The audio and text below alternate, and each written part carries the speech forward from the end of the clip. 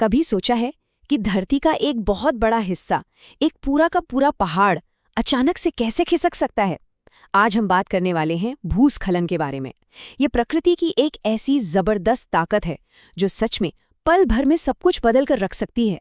अच्छा, भूस्खलन को अगर समझना है ना, तो सबसे पहले हमें सोचना होगा गुरुत्वाकर्षण के बारे में, यानी ग्रेविटी, वही फोर्स जो हर चीज को नीचे की तरफ खींचती है। अब जरा सोचिए, जब यही फोर्स अचानक बिना किसी चेतावनी के अपना विकराल रूप दिखा दे तो क्या होगा? नतीजे बहुत बहुत ही भयानक हो सकते हैं। तो सवाल ये है कि भूस्खलन यानी लैंडस्लाइड आखिर है क्या? इसको ऐसे समझिए, मान लीजिए पहाड़ का एक हिस्सा अचानक कमजोर पड़ जाता है और तेजी से नीचे की तरफ बहने लगता है। ये सिर्फ मिट्टी नहीं, बल्कि चट्टानें, मलबा, सब कुछ का एक सैलाब होता है। और इसे नीचे खींच कौन रहा है? वही गुरुत्वाकर्षण। खासकर पहाड़ी इलाकों में तो ये एक बहुत बड़ा खतरा बनकर सामने आता है। तो फिर अगला सवाल ये आता है कि एक जो ढलान बिल्कुल स्थिर दिख रही है, वो अचानक से खिसकने क्यों लगती है? मतलब इसके पीछे क्या वजह है? चलिए जरा इन कारणों को, इन ट्रिगर्स को और गहराई से देखते हैं जो इस तबाही की वजह बनते हैं। देखिए, भूस्खलन के जो कारण है ना, वो मोटे तौर पर दो तरह के होते हैं। एक तो है कुदरती यानी नेचुरल, और दूसरे हम इंसानों की वजह से होने वाले। और पता है क्या, कई बार तो ऐसा होता है कि हमारी हरकतें कुदरती वजहों को और भी ज्यादा खतरनाक बना देती हैं। खतरा कई गुना बढ़ जाता है।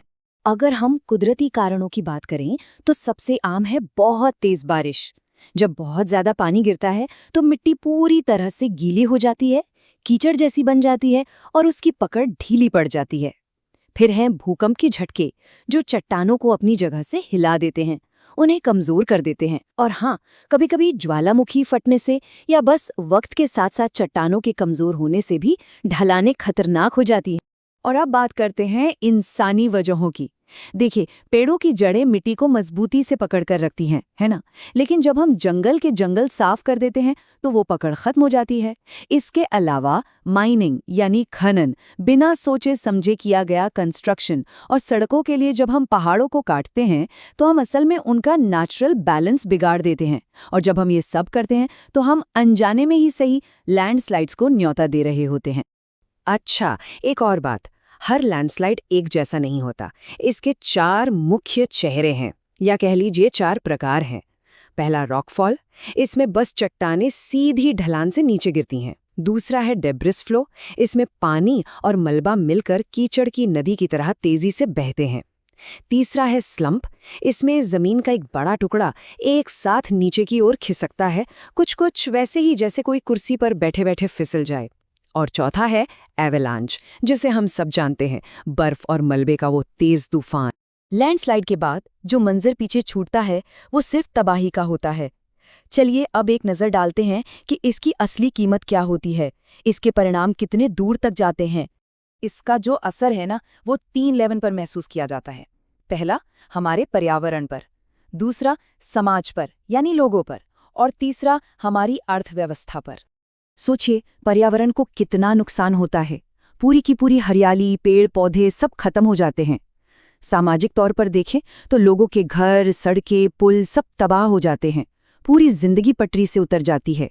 और आर्थिक तौर पर व्यापार रुक जाता है, ट्रांसपोर्ट बंद हो जाता है, और फिर से सब कुछ बनाने में जो खर्च आता है वो बहुत ज्यादा होता है।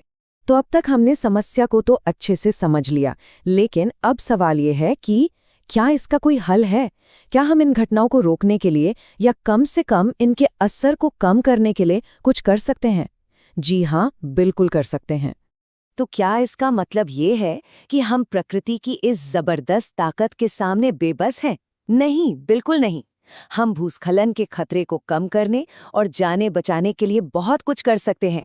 इसके लिए हमारे पास कई तरीके हैं, जैसे कि ज्यादा से ज्यादा पेड़ लगाना ताकि मिट्टी की पकड़ मजबूत हो, पानी की निकासी का सही इंतजाम करना ताकि पानी एक जगह जमा होकर खतरा न बने।